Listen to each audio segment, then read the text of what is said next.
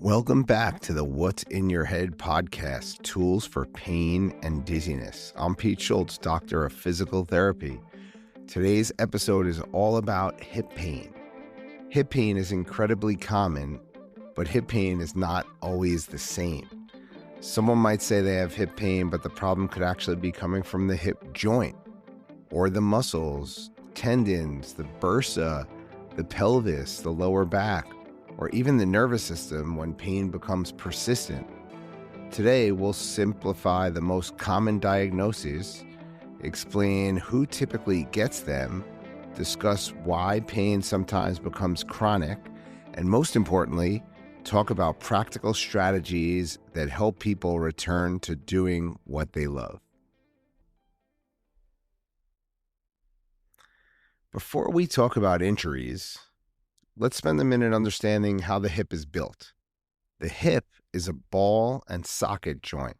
The ball is on the top of your femur, or the leg bone, and it fits into the cup-shaped socket in your pelvis called the acetabulum. Unlike the knee, which is a hinge and bends and straightens, the hip is designed to move in all three planes of motion. That means it flexes and extends, moving forward and backward, bringing your knee towards your chest or your leg behind you. It abducts and adducts, moving your leg out to the side and back in towards your midline. And it internally and externally rotates, turning your leg inward and outward. These movements allow us to walk, run, squat, climb stairs, swing a golf club, throw a baseball, and simply turn around when someone calls our name. One of the amazing things about the hip is that it has to provide both mobility and stability all at the same time. Think about standing on one leg to put on your pants. Your hip has to be stable enough to keep your pelvis level while still allowing your other leg to move freely while you put your leg through that side. Or think about a baseball player or a golf player. The hip has to be stable while the upper body moves powerfully. Too much stiffness can overload the joint. Too much looseness or instability can overload the muscles and tendons that are trying to stabilize the joint. Finding the right balance between mobility and stability is really the foundation of a healthy hip. And that's why there isn't one exercise that works for everyone. Some hips need to move better. Some hips need to become stronger and more stable. Many people actually need a little bit of both, stability and mobility. Throughout today's episode, you'll notice that the theme keeps coming up, understanding whether your hip needs more mobility, if it needs to move a little bit better, or more stability, meaning that it needs to be stronger and more stable.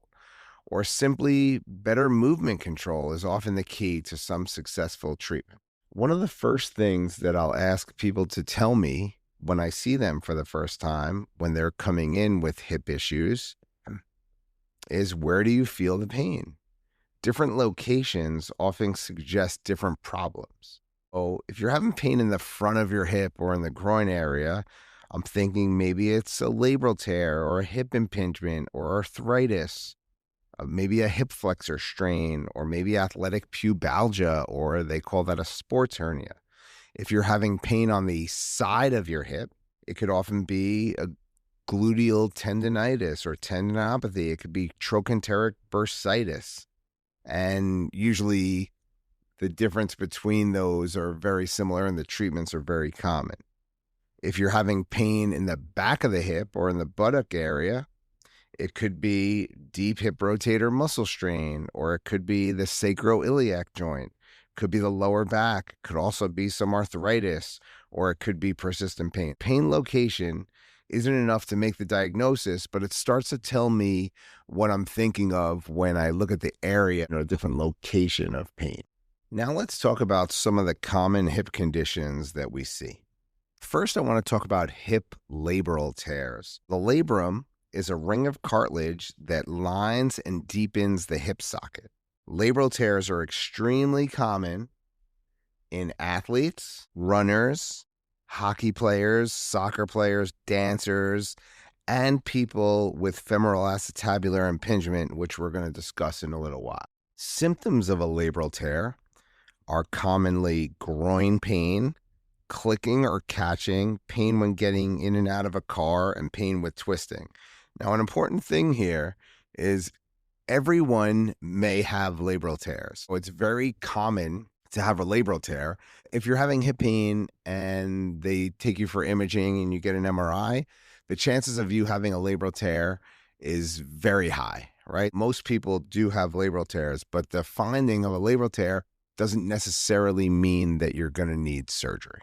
Next, we'll talk about FAI, or femoral acetabular impingement, or sometimes called hip impingement. With hip impingement, the ball and the socket don't fit together perfectly, and there are a lot of reasons for this. And the most common reasons are either cam lesions or pincer lesions or mixed. A cam lesion is when the neck of the femur, or the ball, right, the neck of the femur or the head of the femur is more oval shaped than round shaped. And then that causes a lot of wearing away at that area where the socket meets the neck of the femur. The pincer lesion is when there's an overgrowth of the socket. The socket has a little spur on it, or it's a little wider, and then that pinches up against the femoral head or the neck of the femur. Or oftentimes they're mixed, where you have a little bit of a cam lesion, which is that bump on the femur, and you also have a little bit of a pincer lesion, which is the overgrowth of the socket. This FAI, or femoral acetabular impingement, usually happens in younger adults. And the reason really is when young kids or teenagers play a lot of sports and they're jumping, running, twisting, and the growth plates are still open. As the bones are molding and as you're growing, sometimes the socket or the ball and the socket of the hip joint don't develop perfectly round, like someone who's not putting that excessive stress or strain on those joints. But when you're really active and you're jumping and running, when you're a teenager, you may get these anomalies, which are very common and very normal in athletes. And often, most athletes have a cam or pincer impingement, and they're fine. They're very manageable. It's important to know that you have them. So it's not a bad idea to get an x-ray or to get an MRI, because that helps us determine what the best exercise is or what things you might have to avoid. With FAI, or femoroacetabular impingement, pain usually happens with deep squats. They have a hard time sitting, maybe getting into low cars or tying your shoes. And the key here in working with someone with femoral acetabular impingement, or FAI, is that you don't want to push or force motion. You want to strengthen and get these people to move as well as they can with the motion that they have. And you could do some light stretching, but you don't want to go and really force into those extreme ranges of motion. Next, we're going to talk about hip arthritis, or osteoarthritis. Now, osteoarthritis usually happens in older adults, and the risk increases with age, or if you had a previous hip injury, or genetics. Maybe your parents have hip arthritis or had a hip replacement. Maybe your grandparents had hip replacement. So there is a genetic component to it. Symptoms are morning stiffness, difficulty putting your shoes and socks on.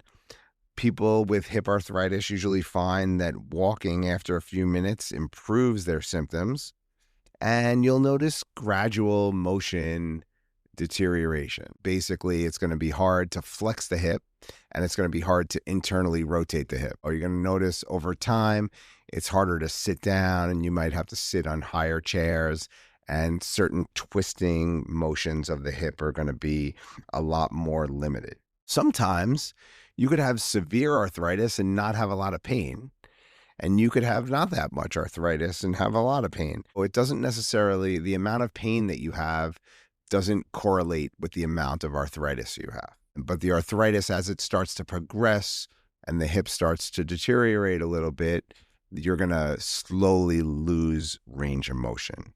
Next, we're going to talk about hip flexor tendinitis. Hip flexor tendinitis is usually pain in the front of the hip. It's common in runners, soccer players, any kicking sports, people who sit all day and then suddenly become active. And the pain is usually really in the front of the hip or in the groin. It often hurts while lifting your leg, climbing stairs, and getting into bed. Now, if you have a really acute hip flexor tendonitis, it's often best to rest it for at least for a few days, rest, ice, maybe anti-inflammatories, something to calm that down, and then gradually increase range of motion or increase movement, and then increase your ability to accept load. Basically doing some strengthening exercises in a controlled fashion so that you're less likely to get this injury again. Next, we're going to talk about gluteal tendonitis or gluteal tendon. Gluteal tendinopathy is one of the most common reasons for having pain on the sides of the hip. Just like hip flexor tendonitis in the front of the hip, the gluteal tendons attach to the side of the hip joint and over by that greater trochanter over there where the that bump of your hip is on the outside. It's most common in women over 40, runners, and people who increase their walking too fast.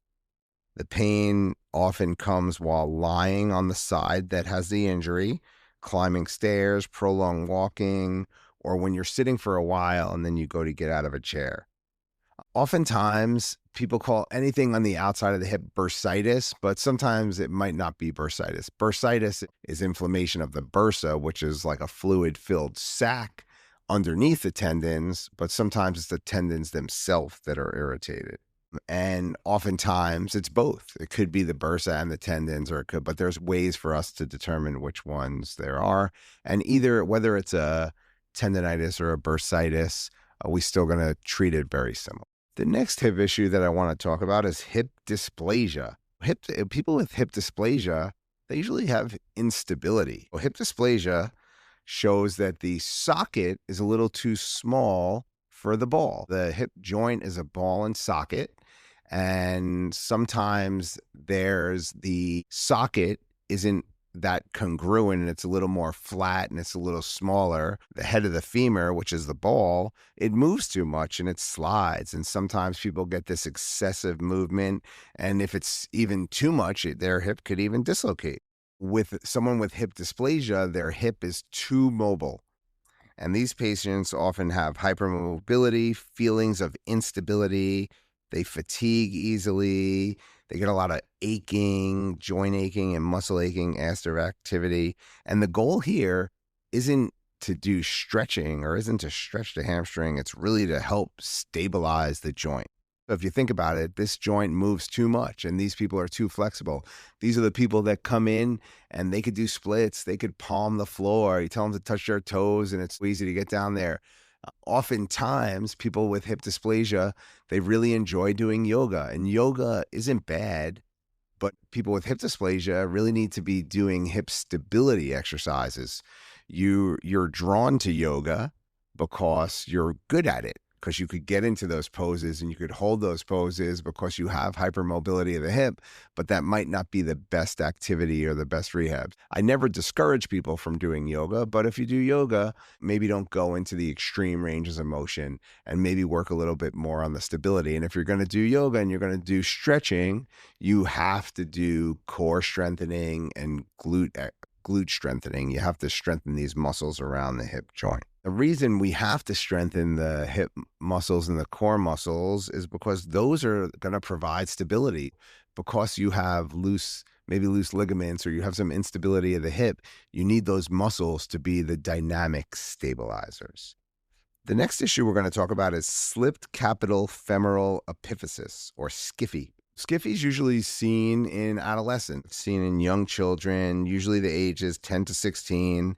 It also mostly shows up as groin pain or hip pain in young athletes. It often happens during growth spurts. It's more common in boys, and it's higher incidence if you're a little overweight. Symptoms include all of a sudden if your child or this 10 or 13-year-old boy starts limping, starts having groin pain, starts having knee pain, and there's some limitation in range of motion, then you might want to get that checked out.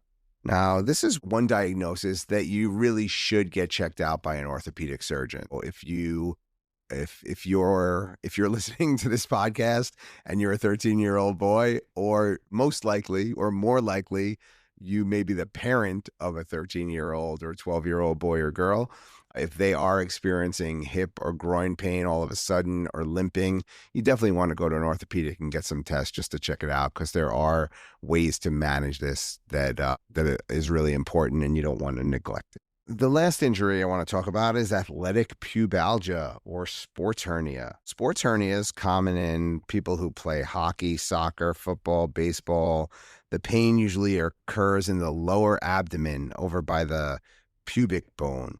And you're also having, people will complain of groin pain or pain in the pubic bone, in the pubic area. It's often aggravated by cutting, sprinting, rotational sports, and often coughing and sneezing.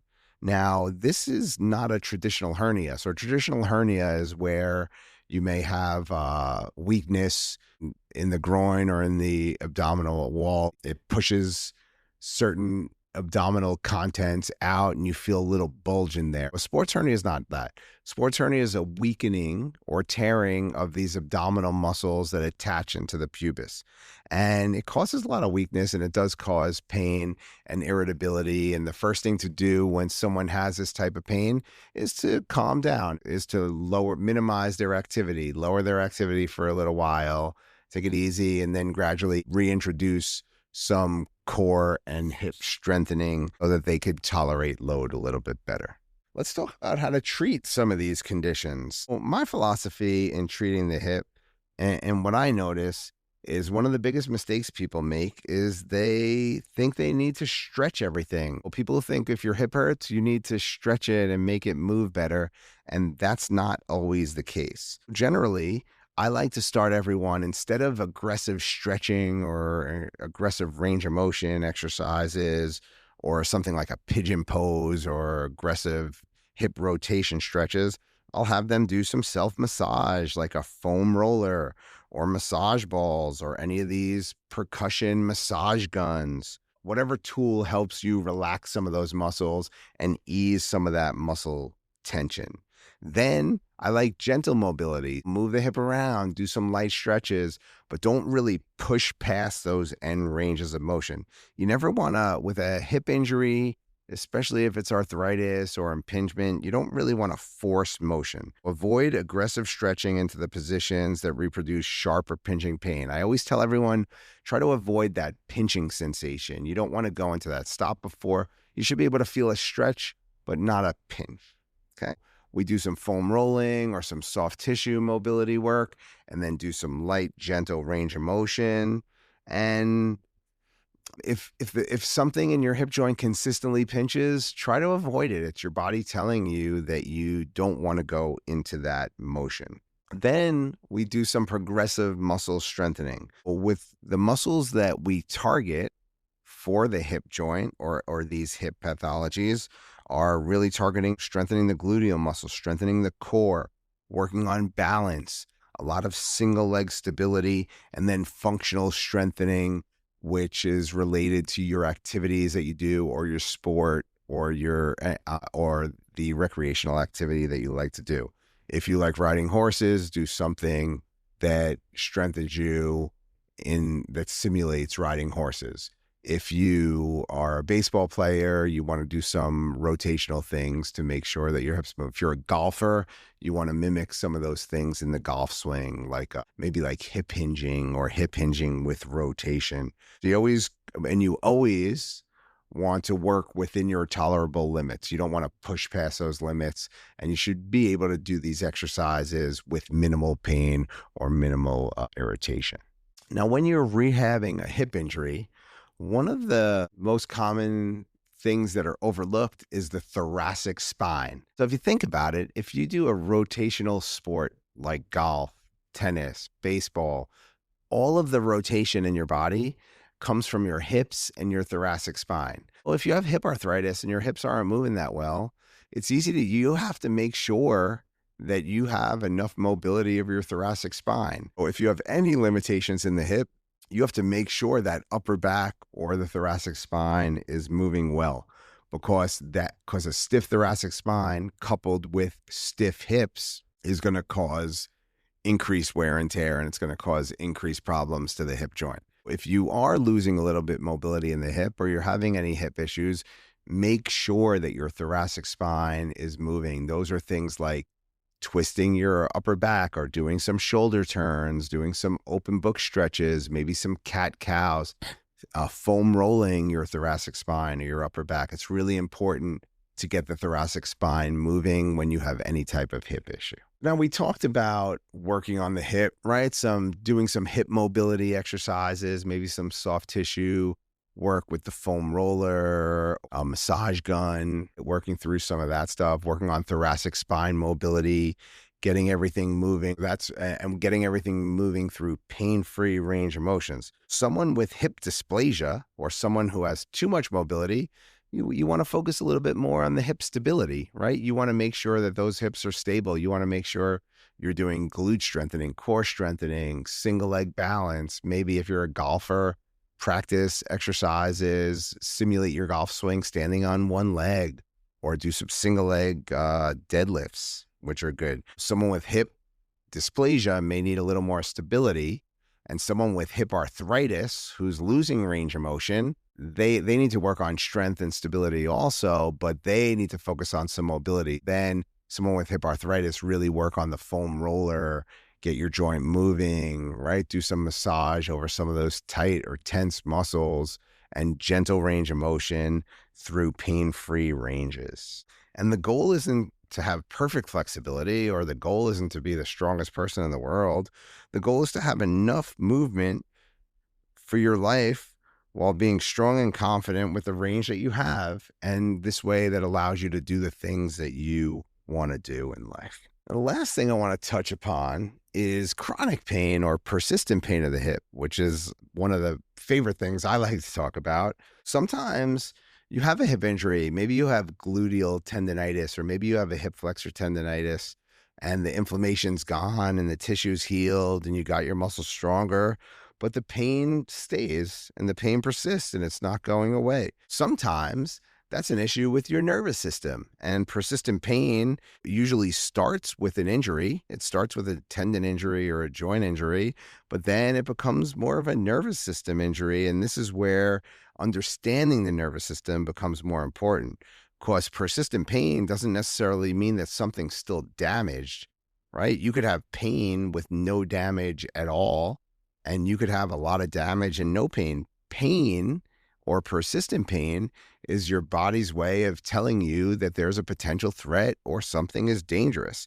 When your nervous system, when there's more credible evidence of danger in your nervous system than there is of safety, your nervous system creates pain to protect you. Pain could be influenced by stress, sleep, fear, maybe your past experiences, anxiety, and definitely the brain's interpretation of danger. We know that when you have persistent pain, your body, that switch is still on, that danger switch. Your nervous system is still trying to protect you and thinks that your body is in danger. Now, some of the things that I've worked on over the years is being really careful with the language I use when I tell people about these diagnoses, because a lot of times when orthopedic surgeons talk about hip arthritis, they say you have bone on bone, or there's no cartilage, or they might put up an x-ray and be like, oh my God, how could you even walk? This is the worst hip I've ever seen in my life.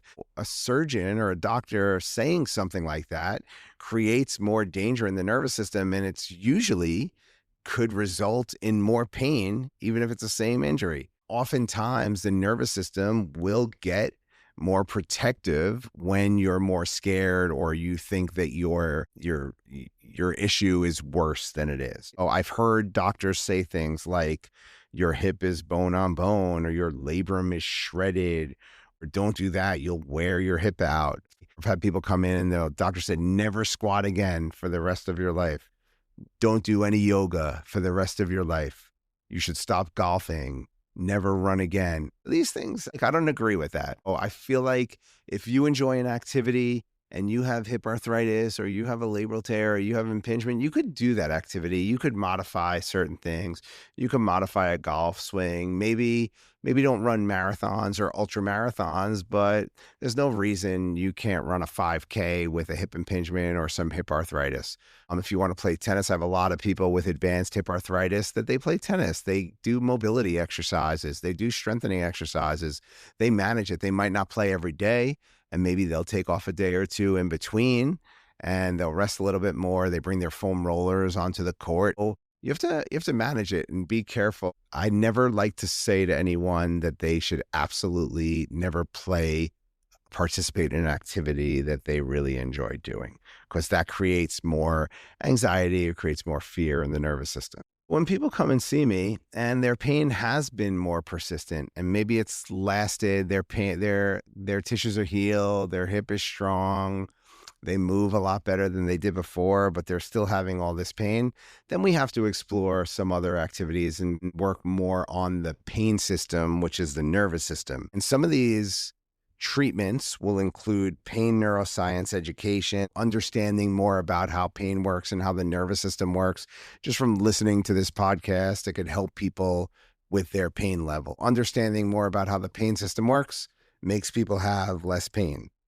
Breathing exercises or self-regulation exercises, heart rate variability, biofeedback, mindfulness, pain reprocessing therapy, graded exposure to activities that they're afraid to do, improving sleep habits, doing more cardiovascular exercise, and stress management are all going to be extremely helpful for people with persistent hip pain.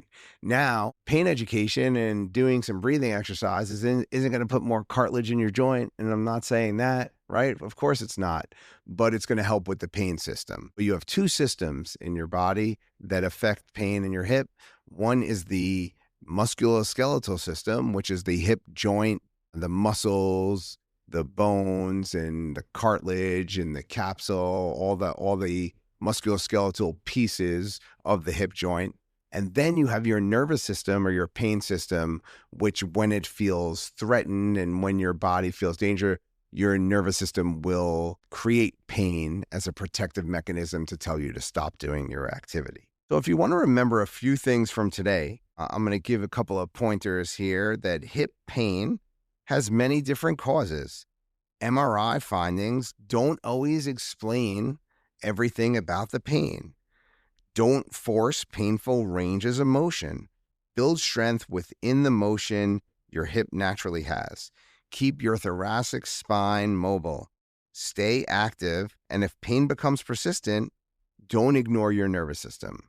Do your breathing exercises, read about nervous system and pain, do some heart rate variability, biofeedback, work on the nervous system. Don't ignore that nervous system. Recovery is about treating the whole person, not just the MRI. So thanks for listening to the What's in Your Head podcast, Tools for Pain and Dizziness.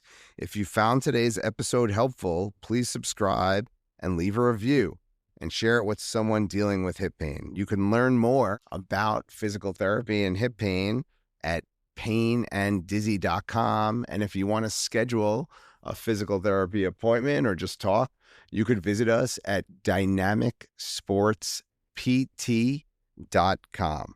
So until next time, keep your hips strong and healthy.